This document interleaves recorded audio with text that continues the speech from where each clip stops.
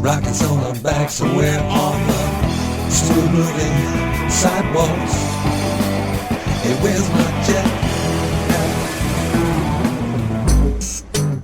Kia ora, hello comrades, welcome to Where's My Jetpack, a politics and pop culture podcast with sci-fi and socialist leanings. I'm Ani White, and today we're interviewing trade unionist, socialist and migrant rights advocate Gayaal Iddamalgoda. Earlier this year we interviewed Gayaal on migrant and refugee rights in the age of COVID, and now we're talking about the tankie revival and how rubbish it is. Welcome to the show. Kia ora, thank you, Annie. Good to have you. So, to start off, a bit of historical context. 10 years ago, you could argue Stalinists were irrelevant in the West. Yes, absolutely. At the time, I was in a third camp international socialist organization, and you were in the multi-tendency Workers' Party, and the leadership of my organization, the ISO, took great delight in accusing the Workers' Party and pretty much any radical socialist organization of being Stalinists, and it was very polemical. It was pretty much a mainstay of my experience of radical politics, at least in the early times. And at the time, of course, it didn't have much substance to it, and it was, as I said, it was pretty much just a polemical device to denounce supposedly rival organizations. Yeah, I mean, we sort of had a distant Maoist lineage, but honestly we were probably a lot more Trotskyist. Yeah. But I mean, the two of us, along with a lot of the younger comrades of both organizations, we developed a stronger relationship in spite of the leadership of both organizations. You had this interesting generational split where the leadership were very polemical about each other, but the younger comrades developed more of a relationship. At the time, I argued Stalinism was irrelevant in the 21st century, and that was a pretty common perspective in the Workers' Party at the time, that Stalinism just wasn't worth opposing. You know, it was bad, but it didn't really matter that much. But whether or not we were right at the time, and I'm not sure about that, whether or not we were right at the time, that has changed with this kind of strange neo-tankie revival through the internet. So there are a lot more Stalinists around in the movement now than there were 10 years ago. So it used to be kind of, Joe down the road in his one-person communist party, that would be the Stalinists, whereas now there's a lot more young people who actually believe in it. So I kind of joked that this is not the socialist revival we wanted, but the socialist revival we deserved. And and the new features of this kind of Stalinist revival are meme culture and the mingling with strange forms of identity politics, I think, where people sort of argue the only way to be anti-racist is to support states like Iran or what have you. And in some ways, this revival doesn't sit well with the history of Stalinism, which has been pretty gender normative and, as we're going to argue, pretty racist. But, I know this is something the right likes to say, but honestly, I think a lot of Stalinists wouldn't fare well in Stalinist states. Neo-tankism is dismissed as just a kind of internet phenomenon, and it's true there are no mass Stalinist parties in the West, particularly in the Anglosphere, but then the alt-right were previously just an internet phenomenon as well. And internet politics are a part of real-world politics. Digital media is one of the main contexts for communication, and the concept of a tankie, it's not actually new. It's seen as an internet meme, but it actually goes back to the crushing of the Hungary and Prague democracy movements by liberal Russian tanks, and the term tankie can be found in Communist Party of Great Britain, CPGB documents from decades ago. So it's not so much new as it's been revived along with other zombies of the 20th century. And tankie, just to define it,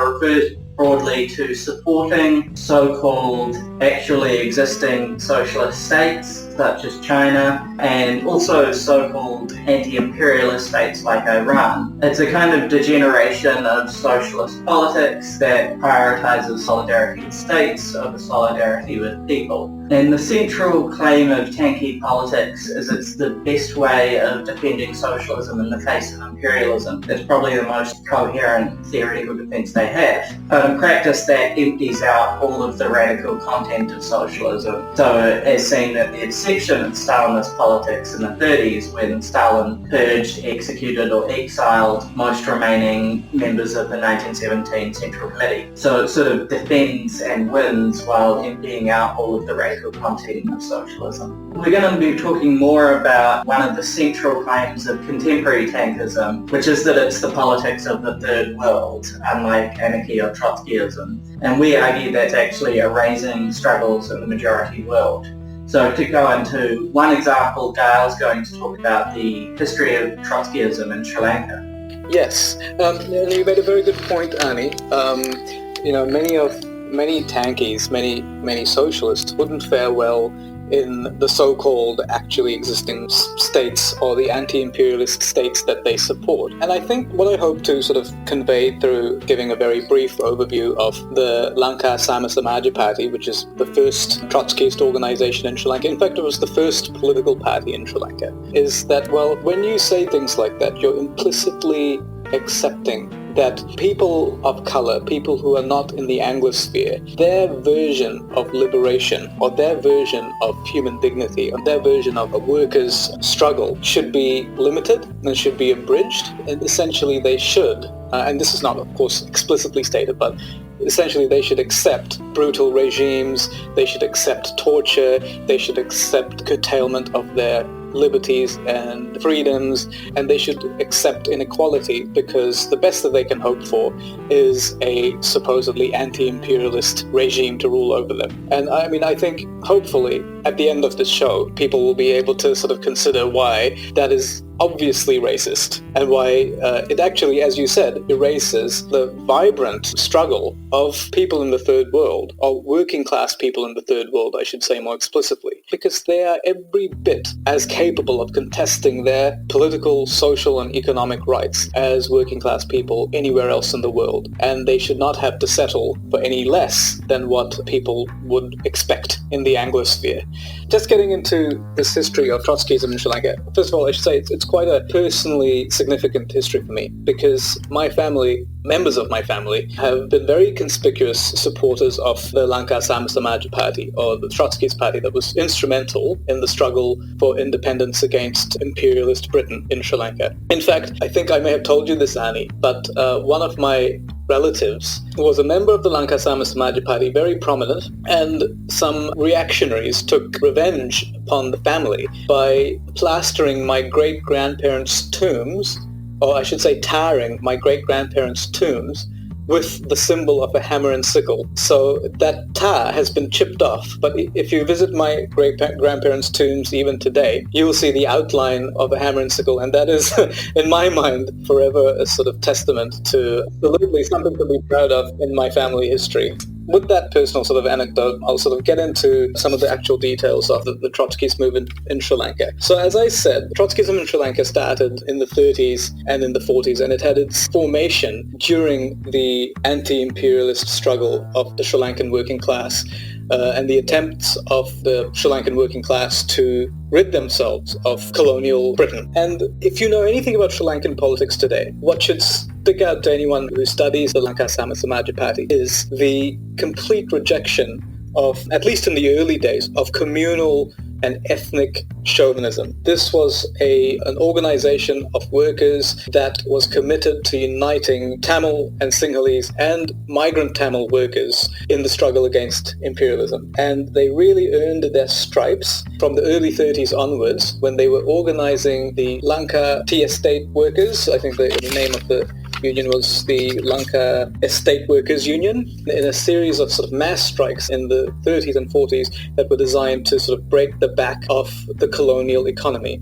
And the interesting thing about the workers in those tea plantations were they were overwhelmingly migrant origin Tamil workers. And the struggles that the Lanka Sama-Samaja Party was leading them to were working class struggles that prioritized the interests of working class people, regardless of whether they were Sinhalese or Tamil. There was a famous strike in 1933, one of the first strikes that they organized, one of the largest mills, spinning mills in Sri Lanka at the time. So mostly women, 2/3 of the workers, I think 1,500 workers. It was quite a big mill in Sri Lanka at the time. 2/3 of them were Tamils, about a third of them were Sinhalese. And the Lanka Samaj Party led an extremely high-profile and successful strike. It's one of their earliest strikes. And so this ethnic solidarity, I think, has always been a hallmark of genuine workers' struggle in Sri Lanka.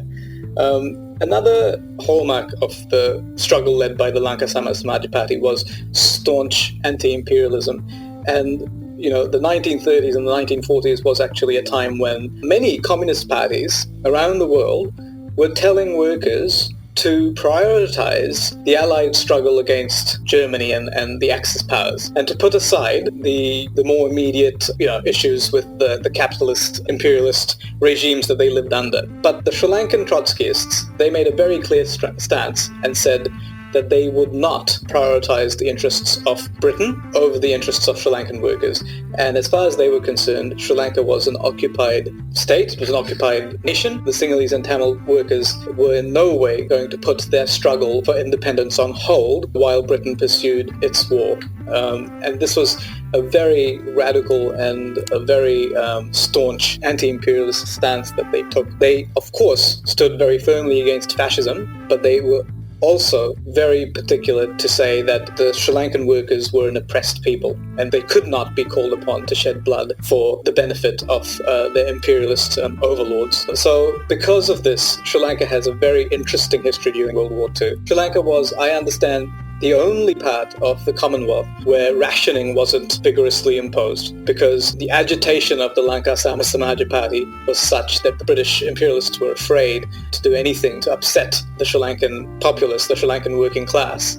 So, I mean, a beautiful illustration of the power that these Trotskyists were able to harness in the working class of Sri Lanka. The only troop mutiny on the Allied side during World War II were a group of Sri Lankan workers who were deployed, not workers, I should say soldiers. There was very little, no conscription during World War II, and there was a small contingent of Sri Lankan soldiers sent to the Cocos Islands in Australia, and they mutinied and attempted to dubiously hand over the island to Japanese imperialist powers, but it was certainly, those soldiers cited the agitation of the Lanka Samaj Party as a reason for their refusal to cooperate with the imperialist agendas, right? So I think that's another sort of hallmark of the Lanka Samaj Party. After the 1947 general election, so after Sri Lanka attained independence in 1947, there was a general election, and the Lanka Samaj Party was in fact the main opposition party, and this was a tremendous political gain for the Sri Lankan working class, both Sinhalese and Tamil. Now, the thing about Sri Lanka is, as you might know, the British, when they left the country, they made sure that as much power remained in the hands of sort of anglicized Sinhalese and Tamil elites, right? And these elites were desperately trying to appeal to ethnic Sinhalese elites in particular, desperately trying to appeal to ethnic chauvinism in order to relate to the people they were ruling, we're wealthy and we run everything, but at least we're Sinhalese, essentially. The tried and true sort of strategy of using racism to divide the working class. But the Lanka Samaj Party was a powerful and effective counter to that. And in the 50s and 60s, they continued with wave after wave of strike, and again, very, very successfully organizing Tamil workers and Sinhalese workers together. And I think that's essentially what the reactionary forces in Sri Lankan politics essentially started to target, was this unity. So their game was, of course, to sow ethnic hatred. And they did that essentially by, one of the main things they did was they passed the Act of Constitution in 1948. So this was essentially, ostensibly, it was to establish a constitution of an independent Sri Lanka, or Ceylon as it was called then. But the effect of it was to disenfranchise thousands and thousands of Tamil workers who had lived in Sri Lanka for generations and who worked on those plantations that the Lanka Samaj Party organized. And essentially it was an attempt to break the back of the working class struggle, or the most radical section of the working class that was based on these colonial plantations. And the other thing that happened was in 1956, the Sinhalese chauvinists in power, they passed the Sinhala Only Act, which made Sinhalese the only official language in Sri Lanka and essentially targeted at that time 30% of the population that spoke Tamil, right? Marginalized them. And the Lanka Sama Samaja Party, again, it was very much calculated to destroy that unity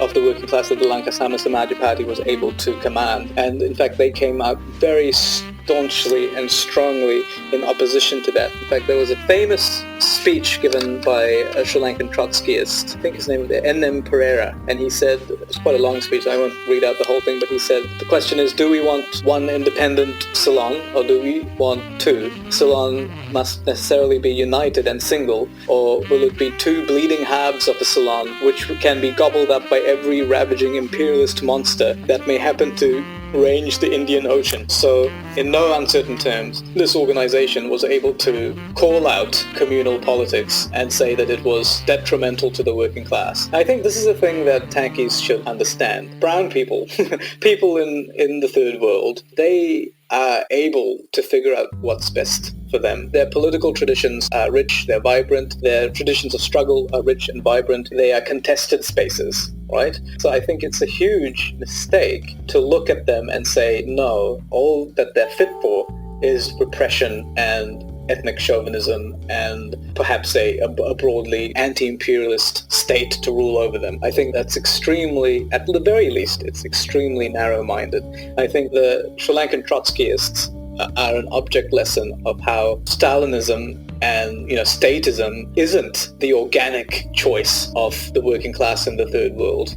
It doesn't have to be, it isn't. And of course, these other traditions have been stifled, have been attacked and stifled. And, I think genuine solidarity with workers in the third world would mean that we should reach out to those other traditions and understand those traditions and understand the nuances instead of making assumptions about what's good for workers in the third world. For someone from my generation of Sri Lankan people, the idea that there was a time when that kind of solidarity between Sinhalese and Tamil workers existed just seemed so foreign, so alien and so distant. But, it did exist, and it was destroyed by intervention that was reactionary intervention. I think that's something that is a real testament to the achievement of the Trotskyists in Sri Lanka. And even today, because of their struggle against British imperialism, Sri Lanka is officially called the Democratic Socialist Republic of Sri Lanka. That's what it's called on paper. Obviously, it's not a democratic socialist republic, but because of the tremendous hand that Trotskyists had in founding independent Sri Lanka, that's what it's called. And till this day, Sri Lanka has free education all the way up to university. It has free healthcare. It has one of the highest literacy rates in the world because it supposedly was founded on democratic socialist values. That is owed to the Sri Lankan Trotskyists, and something that Sri Lankan Trotskyists should be very proud of. Thanks for that, Gayaal. That was very informative and interesting. I've read bits and pieces, but that laid it out and covered a lot of stuff I wasn't aware of. I understand they made an electoral alliance that didn't work out. Do you have any comments on that? This was in the 70s. They made an electoral alliance, I believe, with the SLFP, which had very strong sort of reactionary elements. And also in the 70s, they had, and this is the other thing, they had a lot of splits within the Trotskyist communist movement, right? Many of them became more associated with Moscow and with Stalinism, right? And I think those splits were really detrimental. But that, of course, that's not organic. That was an intervention from the outside. It wasn't an organic sort of development within the class politics of Sri Lanka. In the 1970s, as a result of those splits, I would say, and also as a result of them trying to sort of accommodate, trying to sort of find an accommodation with some of these chauvinist bourgeois parties, they lost all their seats. So in the general election, in I think it was 1970, I'm not sure, I think it may have been 1974, they essentially lost all their seats. And, ever since, they haven't been able to regain because the communalist politics of the bourgeoisie gained greater and greater ascendancy. Yeah, and the 70s was a pretty bad time for a lot of the left internationally. Also, I've had some interest in the Fourth International, which backed that party, and that, part of their account is about the collapse of that alliance. But certainly, I mean, Stalinist parties made those sorts of alliances very early on, like right from the 30s. I mean, we can probably grant that Sri Lanka was a relatively unusual case in terms of the scale of the Trotskyist movement. So in a lot of cases, either in the West or in the majority world, Stalinist parties were the largest, and the Trotskyist parties, Trotskyism began as a breakaway from that. So, it was hard to re-establish the same kind of mass base that Stalinists had developed at that time, which they ultimately squandered. But even if we acknowledge that the Stalinist parties have generally been the largest historically, that certainly doesn't mean they're the only radical currents in the majority world. And making that claim, as I've said, it homogenizes majority world struggle. I think what you say about that, in a way, there's kind of one socialism for us, the core countries, and another socialism for people in the majority world that are forms of repression we wouldn't accept here, we can accept there. I mean, when I say we, I am referring to tankies. But anyway, and another reason Trotskyists and anarchists didn't get a foothold is that Stalinists outright massacred them in a lot of cases. So, it can be hard. Like in Vietnam, for example. Yeah, absolutely. Or also, in parts of Latin America, Peru and all that. So, I mean, another country whose radical history is erased by these kinds of Stalinist claims is the Philippines, where I think really the international voice of the left for the Philippines is generally the Communist Party, even though that's far from the only current of, radical or progressive or socialist politics in the Philippines. And it's certainly true that the Communist Party of the Philippines, the CPP, has had a significant impact on Filipino radical history, but the claim that Maoism is the radical current of the Philippines, sort of the only radical current, and that other currents such as Trotskyism are just a kind of a foreign imposition, they actually erase the work of many Filipino activists and organisers. As I'm going to talk about, I paid a visit to the Philippines for a socialist seminar where, I learned about some amazing work that people were doing who were from a breakaway group from the CPP. And the CPP has, as I said, a near monopoly on Western kind of communist accounts of the Philippines, even though there are other groups that have broken with it or challenged it or were never aligned with it, who are rarely acknowledged in English language accounts. And this gets particularly problematic when you have something like the CPP endorsing a fascist like Duterte and having their international mouthpieces echo that, and then 6 months later claim it never happened. So for a concrete account of the CPP's relationship with Duterte, I'd recommend the work of Anthony Scalise. We'll link a YouTube lecture by him in the description. And one thing I've found is it's pretty much gaslighting. So people will claim that they never supported Duterte and that's a slander, and you can go back and find explicitly they're campaigning for Duterte to be elected, they're at rallies alongside him. But now it reaches a point of denial where you do genuinely wonder if you're crazy or you're exaggerating. And the useful thing about Scalise's work is he actually documents that alliance. So it's like, oh yeah, that did actually happen. They were actually supporting Duterte. And one of the reasons Olga anti-imperialists initially supported Duterte was because he made gestures towards opposing the US military, which don't seem to have really followed through. But opposing the US doesn't have to mean supporting terrible figures like Duterte or Putin, Xi Jinping, Assad. And I mean, there's another aspect to it which I can understand, which is that the CPP was in peace negotiations with Duterte. But, you don't actually have to campaign for the person you're in peace negotiations with. Like, that's not really how that works. It was a decision they made to support him that goes beyond being in peace negotiations. There's a lot of peace negotiations where the two sides will certainly not endorse the other side. But often when you point out the counter-revolutionary violence of these various strongman figures, so less so Duterte now because it's been acknowledged that he's terrible, but say with, Xi Jinping or Assad, people respond that the US does bad things, to which we kind of respond, well, yeah, obviously the US does bad things. US imperialism is bad. So we have protested outside the Russian embassy, for example, and been asked, why aren't you protesting outside the US embassy? And, we have. So, you can oppose the US and also oppose Duterte even when he makes moves towards challenging them. And I think that's a situation of whoever wins, we lose. So rather than supporting geopolitical camps, we support democracy movements regardless of what side of the geopolitical line they're on. So getting back to the Philippines, there's a bit of a tangent, but in June 2019, I visited the Philippines for the Asia-Pacific Regional Seminar of the International Institute for Research and Education, or IIRE, an organisation which is broadly affiliated with Fifth International and the Revolutionary Workers' Party of Mindanao, RPMM. And as I've mentioned on the podcast before, this seminar was easily the most stimulating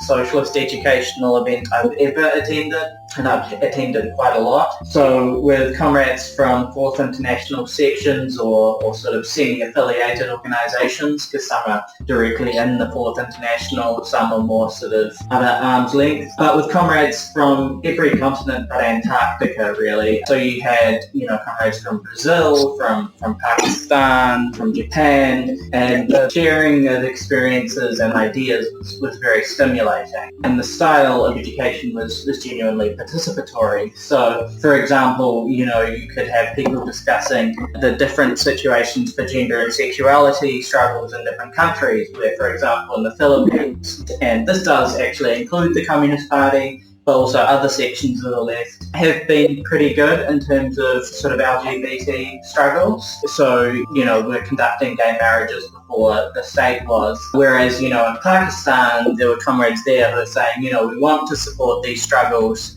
but we don't really know about them. Comrades in the Philippines seminar did emphasise generally in my experience that for the RPMM, the political is primary over the military struggle, whereas for the CPP, the military is primary over the political. So it's for the CPP, it's primarily a guerrilla war, and that is how they conceive of their strategy, whereas for the Mindanao section, primary is the struggle around issues like peasants' rights, workers' rights, LGBT rights, and their military section is only used for self-defense. So it's only used to defend their section and not as their sort of primary strategic sort of orientation. For the remainder, I'm going to quote another piece in full outlining the history of the RPMM, and as usual you can find a link to the full article in the description. So, quote, "A country plundered of its natural resources, its tropical forests decimated, simmering armed conflicts, a corrupt state carrying a debt of billions, incapable and unwilling to erase the daily suffering and hunger of its citizens, millions forced to work abroad. The Philippines is a textbook example of the effects of neoliberal globalization. For years, the Revolutionary Workers' Party of Mindanao and its predecessors have been trying to organise the poor and oppressed of Mindanao, the large island in the south of the Philippines archipelago, to struggle for change. The party, since 2003 a section of the Fourth International, has its roots in the Maoist Communist Party of the Philippines.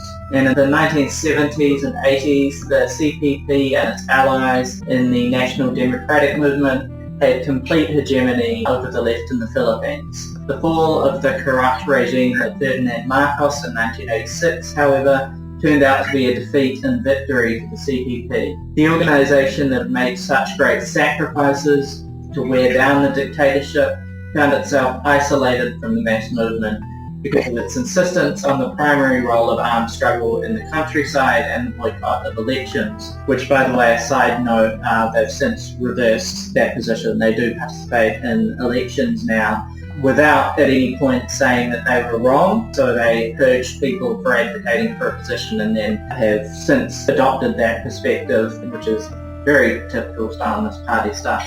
But returning to the article, members of the CPP, or the old party as it is referred to by former members, still cling to the interpretation of Maoism it started out with in the 1960s. For them, the current regime of this is the previous president, Arroyo, is not really different from that of Marcos. They see the country as still, quote, semi-feudal and semi-colonial, unquote. Certainly the official democracy is a sham. Since 2001, More than 1,000 social justice and human rights activists have been murdered or disappeared. Nobody has been convicted for these crimes, even though it is an open secret that the murderers and torturers are found to be in the military, the police, and the many private armies. At least after the monopoly on power by Marcos and his cronies, competition between factions of the ruling elite has opened up some political space, something the National Democrats also implicitly admit by participating in their elections with their own electoral formations. Since the fall of Marcos, the Philippines has become more and more integrated into the global economy.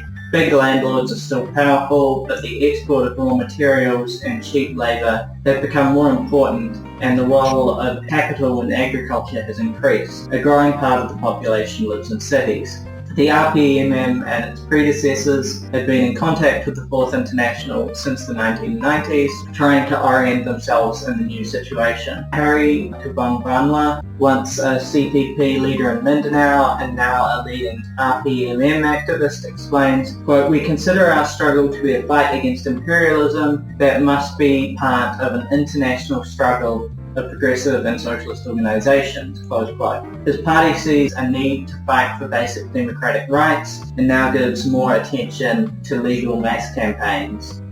For the RPMM, democracy and self-determination are integral parts of the struggle for revolutionary change. Mass movements are the key. Arms are necessary to protect movements and activists, but do not guarantee victory. Members of the party's armed wing, the Revolutionary People's Army, secure party gatherings in the mountains of Mindanao and protect villages sympathetic to the party from criminals and private armies. Other tasks involve training self-defense groups of indigenous people that resist the destruction of their native lands by mining companies, and also helping peasants with harvesting and planting. In 2005, the RPMM negotiated a ceasefire with the national government. In return, the party demanded that the government install running water and electricity for dozens of isolated, impoverished villages in Mindanao.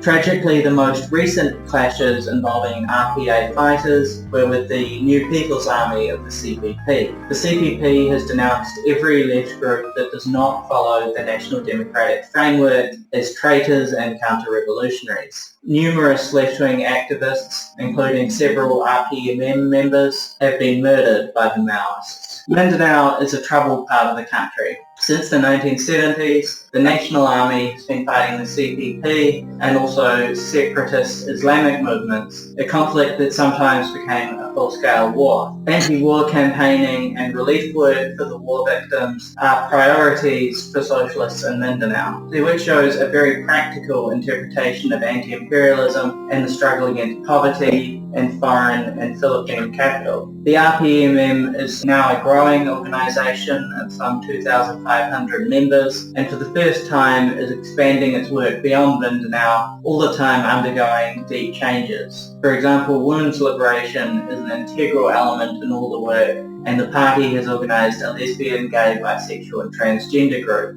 So if you want to learn more about the Philippines section of the Fourth International, we'll link their English language website in the description. But again, groups like the RPMM are erased when people claim that Maoism is the radical politics of the Third World and that other currents are either non-existent or somehow imposed. And the irony is that the Fourth International is often treated as a joke because its Western sections are small, but their more significant sections in the majority world have been forgotten and ignored. It's really interesting, Annie, some of the things that you mentioned in your spiel about the Philippines. I think the issue, with tankieism and with Stalinism is a rejection of genuine internationalism. And I think replacing genuine internationalism or international workers' struggle with this dogmatic idea that every society or every country has a form of socialism that's tailor-made for it, or a form of anti-imperialism that's tailor-made for it, for its, organic qualities of the people who live there, which is all, completely reductionist and essentialist nonsense, The way this plays out can be quite dangerous, that's the thing. When you do see movements or people in the majority world contesting their rights and actually claiming that, they don't want to live under any form of repression. Functioning as the revolutionary class that they are, many tankies, because of their dogmatic position about anti-imperialism or statism, they'll actually aggressively oppose those movements. They will not see them for what they are, which is, the natural sort of resistance of the mass of the working class. I think in Wellington, we have had an issue with some tankies, or one tankie in particular, who was very, very pro-China and believed that that was the genuinely socialist position. And in New Zealand, this person would obviously support all sorts of progressive political positions on gender equality, on queer activism, all that kind of thing. But when it came to activists in China contesting, a regime that denies them these things, they immediately took the side of the repressive regime because dogmatically China is an anti-imperialist so-called existing socialist state. So, this person during the Hong Kong protests actually surveilled, took pictures of Hong Kong protesters or students from Hong Kong who were protesting in New Zealand and actually presumably handed them over to the Chinese embassy here. This is not only completely misguided, it is actually dangerous. You have someone here who's so committed to this position that China is an actually existing socialist state and that has to be protected at all costs, even from its own working class, that they're actually willing to expose the families of these students who are protesting to danger. I saw people respond that this person was a LARPer and that was their response to this whole situation and say we shouldn't care about it, which I think was pretty appalling because whether or not they were actually acting as a cop, in other words, whether or not they actually handed those pictures over, it was obviously an intimidation tactic. And as you say, playing on people's fears of things happening to their family or being deported, what have you. This is behaving as a cop, essentially. So that's the point where tankism goes from LARPing into being a cop, really. It's not LARPing at all. If only it was that innocuous. It's extremely dangerous and completely disconnected from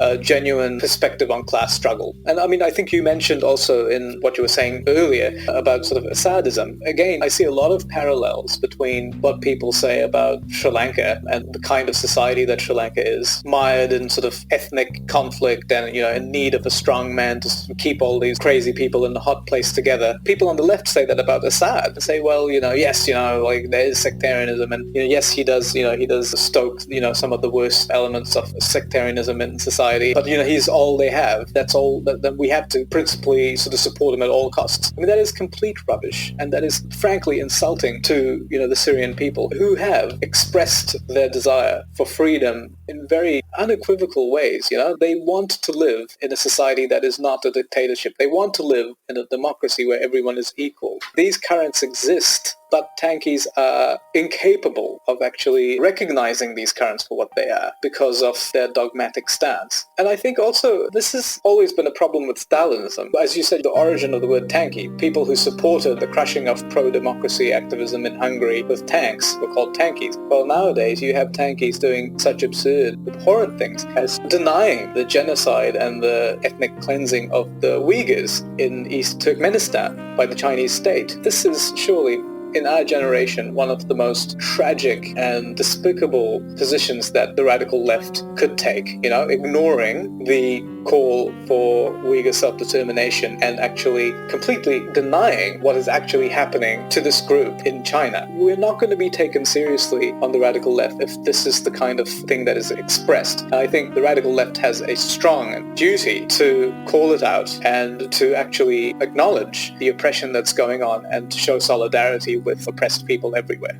Yeah, with the Uyghur struggle as well as outright denial, you also see arguments that would not be accepted when it comes to the repression in the West. So you see people saying this is radical Islamic terrorists and that makes it okay to police an entire community. And that certainly, for these people, and correctly, would not be accepted if it was the Australian or the US state saying it. That, well, because there are radical Muslims, therefore criminalising an entire community impunity is acceptable. I like to say fascists are consistently reactionary. Tankies are inconsistently reactionary. They're like reactionary on some questions, usually when it comes to really the third world or anything seen to oppose the US, and they're not so reactionary when it comes to really their own struggles, essentially. And tankies oppose prisons in the West but support them in China. They accuse people of being cops when they act like cops. They accuse people of racism while erasing the struggles of actual people of colour. And one of the claims of tankies is that criticism of the Chinese state is orientalist or xenophobic. And granted, there is a history of xenophobia and yellow peril discourse in Australasia and elsewhere. So we've recently seen this bizarre war between Australia and China, where my kind of take on that is whoever wins, we lose. But the solution is a class line, so it's not romanticizing the Chinese state as a way of countering xenophobia. So in the case of China, we back Chinese workers, not the Chinese state or capital, just as we would anywhere. So tens of thousands of Chinese workers have gone on strike in recent years. According to China Labour Bulletin, strikes increased 13-fold over 5 years. So that's where our sympathy lies. It's not orientalist to support the same struggles internationally as we would support here. And recently we've seen drum beating from the Australian and US government against China. Neither side supports democracy or self-determination. So another way to put this is neither Washington nor Beijing, but international socialism. And I'm sure this line of criticism, as we've found often in New Zealand, and you see it on social media, it'll upset not just tankies, but those who are kind of obsessed with left unity and say, you know, we disagree with the tankies, but you can't criticize them. But unity needs a principled basis. It needs a common goal. And I'm not sure I share a common goal with those who support capital and the state against workers. So with this critique in mind, what is to be done?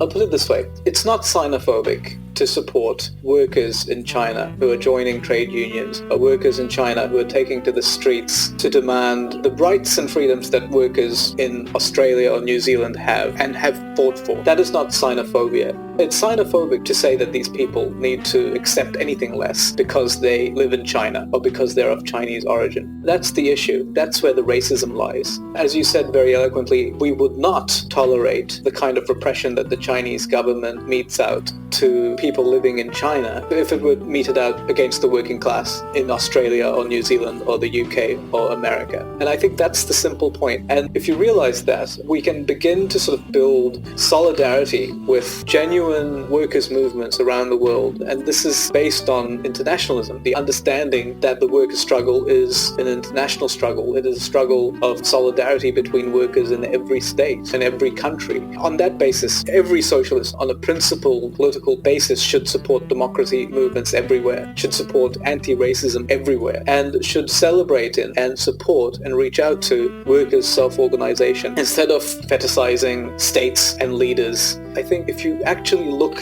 at the history of class struggle in the Third World without taking a reductionist and essentialist view, which is Orientalist, right? That is the Orientalist thing to do. If you actually look at them, you'll see that they are more than capable of producing their own organic struggles and of pursuing their rights fully as working class people. Organic leaders may emerge from time to time, but as is always the case, leaders should be accountable to the class that elevates them. They should be accountable to the working class, and the movement of the working class is what must always come first. This is true anywhere. This is true in the West. This is true in Russia. This is true in Australia. It's true in New Zealand. It's true in China. It's true in Sri Lanka. And I think if anyone wants to sort of delve into this a bit more, it's fascinating. The history of the majority world of struggles is truly fascinating. I've spoken a little bit about Sri Lanka, but you can, on Sri Lanka alone, there's huge amounts of information out there about the Sri Lankan Trotskyists and Sri Lankan socialism in general. And I would encourage anyone to do their own study into it. Promise you won't find it boring at all.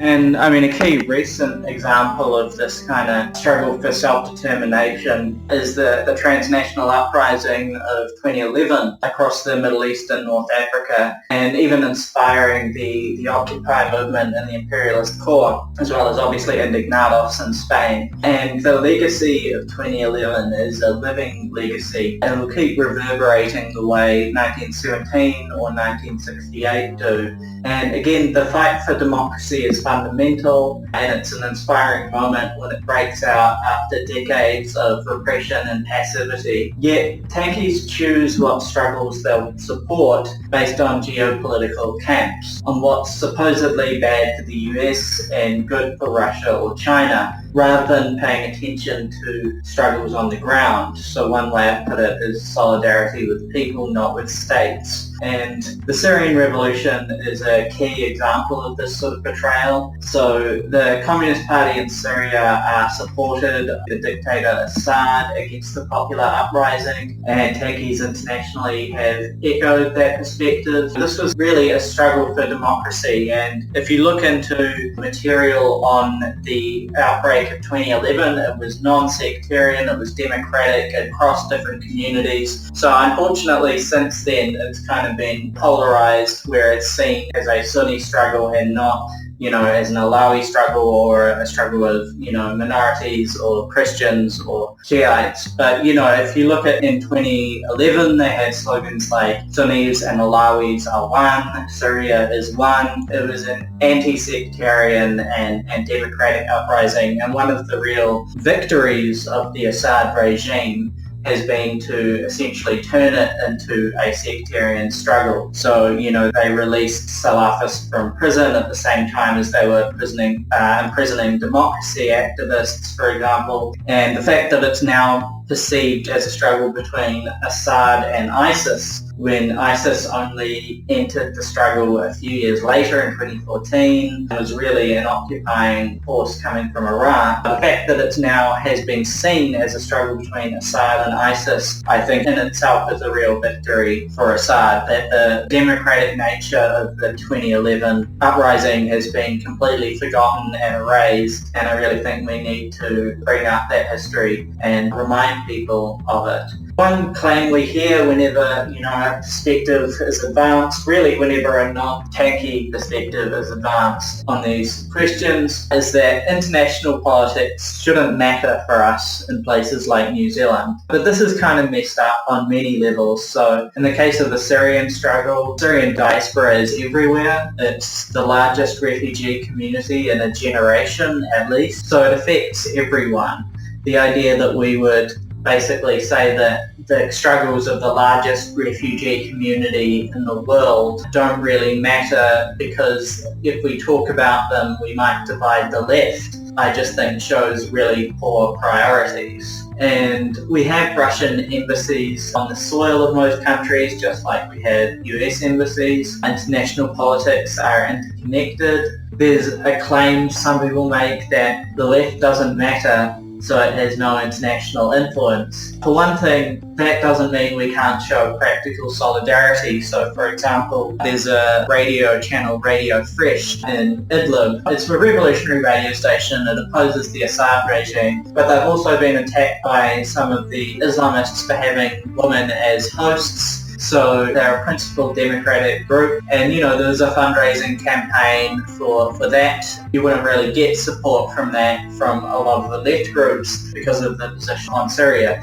So the point is, even when we're small, we can show practical solidarity for something like that. We can donate, we can promote it. And I mean, if we ever aim to be relevant, if we're not aiming to just be a small milieu of students or what have you, then we're kind of going to have to work these questions out. So you have people who talk of developing a mass socialist party without taking any positions on international questions, which is kind of a nonsense. And ultimately, this anti-internationalism, the line that international questions don't matter and don't need to be debated, it's an unprincipled talking point masking either terrible politics or a fetish for unity for the sake of unity rather than unity for a common goal. And as we've said, it's also just denying and erasing actual struggles in the majority world. And we can learn a lot from these recent living revolutions. So you said we should delve into the history, and it's absolutely true, but even just delving into what's easily available on struggles in the last few years can be fascinating. And you see a lot of leftists just not doing that, not learning about something like Syria. So we don't just learn from Russia in 1917, we can learn from Syria 2011. And sure, not all of the lessons from the Syrian Revolution are positive. For example, we have to reckon with the sectarian hijacking, but that's equally true of Russia 1917 or any other real revolution. There are positive lessons and negative lessons of any revolution, and there are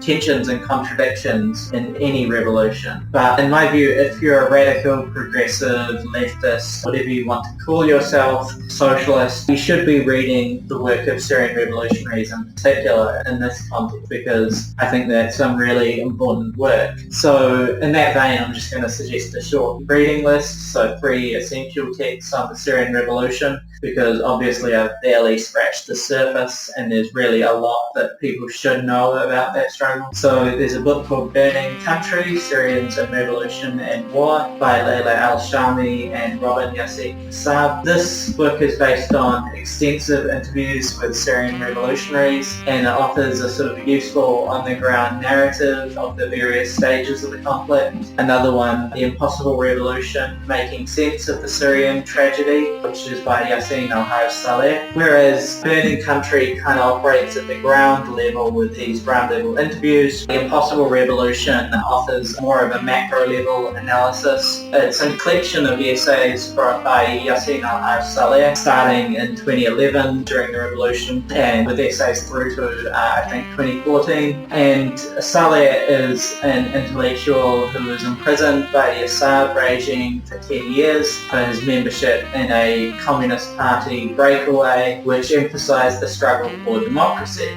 And nowadays he's known as the conscience of the revolution. And these essays go into depth on the class character of Syrian society. They have a kind of a breakdown of the classes in Syrian society, which is honestly much more perceptive than a lot of left writing I've read in some time in terms of actually concretely trying to understand how class works in a given society, and talks about the basis of the revolution. So one of his arguments is that 2 of the key elements were the kind of dispossessed Sunni majority, but also the urban kind of intellectuals in there. But he goes into various aspects of this. He also goes into the degeneration into sectarianism, and the last chapter is about the most insightful thing I've read on sectarianism, where he talks about it as kind of Islamic nihilism, and that as you come to see the world essentially as corrupted, this kind of nihilism is a kind of a withdrawal from the world. I mean, it's really something that's happened in a lot of places that have just been demolished, whether it's by US bombs or in this case primarily Assad and Russia's bombs. In any case, there's a kind of traumatized withdrawal from the world which is associated with this kind of Islamic nihilism. So yeah, anyway, that's a book that's very much worth reading and very insightful. There's a shorter article that was put up by Spectre magazine and also associated with the Alliance of MENA Socialists, the Alliance of Middle East and North Africa Socialists. So this was written by Frida Afari and Tamara Al-Khatib, and it's called What is Holding Back the Formation of a Global Prison Abolitionist Movement to Fight COVID-19 Capitalism. So, quote, in the Middle East and North Africa region, Syria has the highest number of political prisoners, roughly 100,000 people. A letter signed by 43 human rights groups calls for the immediate release of all prisoners from detention centres and jails and prisons inside Syria. There is a tendency among some on the global left to ignore or defend authoritarian rulers who claim to be against US imperialism. This selective anti-imperialism refuses to defend political prisoners in countries such as Syria, Iran, Russia, China, Venezuela, Cuba, Nicaragua, even if they oppose all imperialist powers and religious fundamentalism. Of the over 100,000 political prisoners in the brutal Assad regime's dungeons, the majority are not jihadists. They're youth, Kurdish, Labour and feminist activists who dared to participate in the uprising against the Assad regime in 2011 and after. The millions of Syrian refugees who are being bombed by the Assad regime and their Russian and Iranian allies suffer in refugee camps in the region, close quote. So again, it's this opposing prisons in the minority world or the West, what have you, and supporting or denying the existence of prisons in the majority world. And as I say, I think there's a lot to learn from the Syrian Revolution and a lot that we'll be learning for a long time unless people shut their minds off on the basis that, Assad is an opponent of US imperialism, which he really isn't. One thing I found really funny was a Trotskyist who was saying, I celebrate every time Assad soldiers kill US soldiers, and the only possible response was they're not doing that. There is not a ground war between Assad and the US. So this was a fiction that he had in mind, maybe a slogan borrowed from Vietnam or something, and he'd obviously just not paid attention to the basics of the actual situation. So yeah, if you've got those kind of mental blockers, you're obviously not going to learn. Yeah, are there any other points you want to make? No, that's a really brilliant reading list, Annie. And I think we have, as you said, a lot to learn from the 2011 Arab Spring, because it was an object lesson as to why the politics of Stalinists is wrong when it's applied to the third world. It was an object lesson in how the working class in the Middle East, which has constantly been maligned in the West as being backward, sectarian, unable to understand democracy, when they came out in mass and basically said things like, Sunnis and Alawis are one, Copts and Muslims are one in Egypt, these were the slogans that were coming organically from the working class. And I think it is really sad if people cannot see the class for what it is and what it's capable of. So I think socialists need to understand and need to keep their focus on class struggle and not give in to narrow-minded and racist dogmas. Yeah, ultimately it comes down to a lack of faith in the class and sort of giving up on that and saying states are the safeguard. And the two of us were involved in Syria Solidarity organising in Whanganui-a-Tara, Wellington, and we organised, for example, a demonstration at the Russian embassy, and you had the Syrian community coming out and young men sort of took over the mic and were chanting Syrian Arabic chants, and it was really nice to just let the kind of these young Syrian men just take over the event and sort of graffiti the Russian embassy and everything. But yeah, we were criticised for protesting outside the Russian embassy, and as mentioned earlier, it was why don't you protest outside the US embassy, to which the response is we have many times. So yeah, it's a matter of consistent solidarity that we stand with oppressed and exploited people everywhere. Thanks for coming on the show, Gayaal. Thank you, Annie. It's been a real pleasure. And solidarity, comrades. Good night and good luck.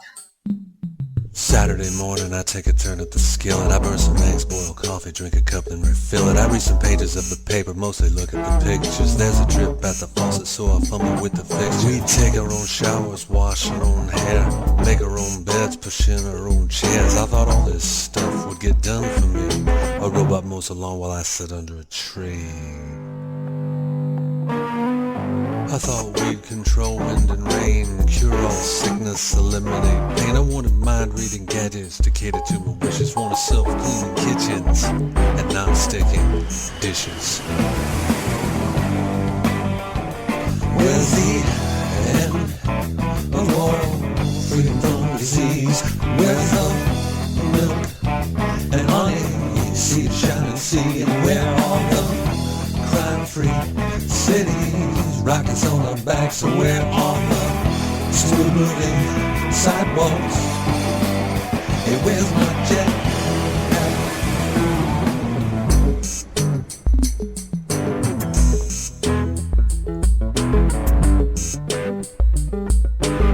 A hovercraft in every drive, instant breakfast on the table at 6:45. Rocket to the moon and race right back to my holograph and my new jetpack.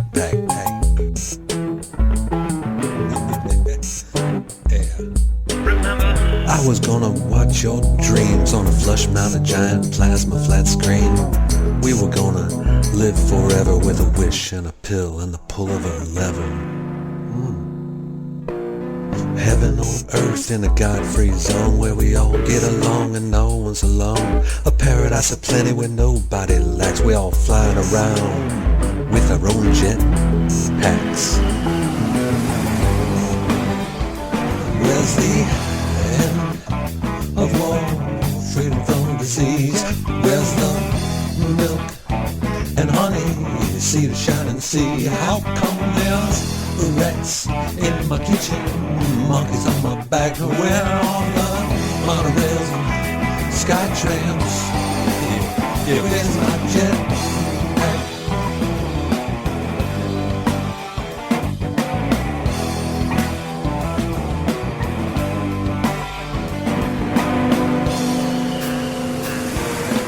Heaven on earth in a God-free zone where we all get along and no one's alone. A paradise of plenty where nobody lacks. We all flying around with our own jet packs.